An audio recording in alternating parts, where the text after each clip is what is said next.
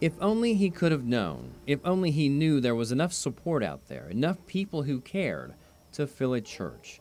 Maybe things would have been different. Why'd he do it?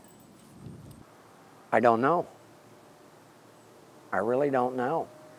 On Thursday, October 27th, 16-year-old Jacob Becker decided he wouldn't wait to see what the next day would bring.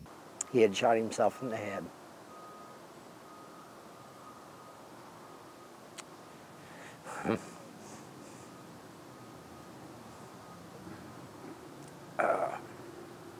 And then, of course, every parent's nightmare.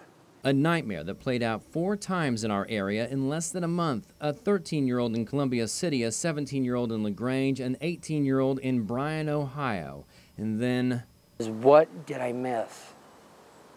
What was it that I missed that could have prevented my child from doing this? So what do we need to look out for so we don't miss it?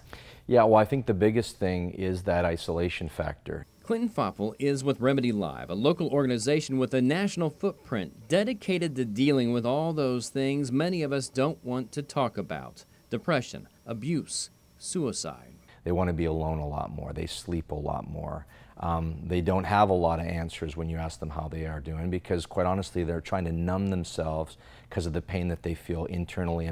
Foppel says many of us miss the signs because we don't ask the question. It's time, he says, to stop tiptoeing around the issue and start stomping. If you do not have the courage to ask that question, if you can ask that question, then I would ask, are you prepared to deal with the aftermath of losing your son or daughter? It's that severe. So ask the question, have you thought about suicide? Have you thought about taking your life? You may be surprised by the answer, even if your teen seems okay.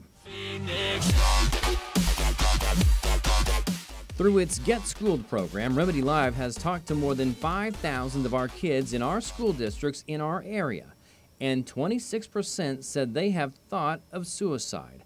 And if you think your child would always turn to you, don't be too confident. When asked who they would go to if they were struggling, 21% of our local kids said their parents, 2% said a teacher, 57% would choose a friend, and 20% would keep it all to themselves. Don't wait for them to come to you. Mom and dad, again, have to parent up. Say, I'm going to spend time with my kid. I'm going to ask them hard questions as well as the fun questions because I care too much about them. Foppel says to remember a few simple rules. Make time for your kids. Keep up on social media and ask the questions.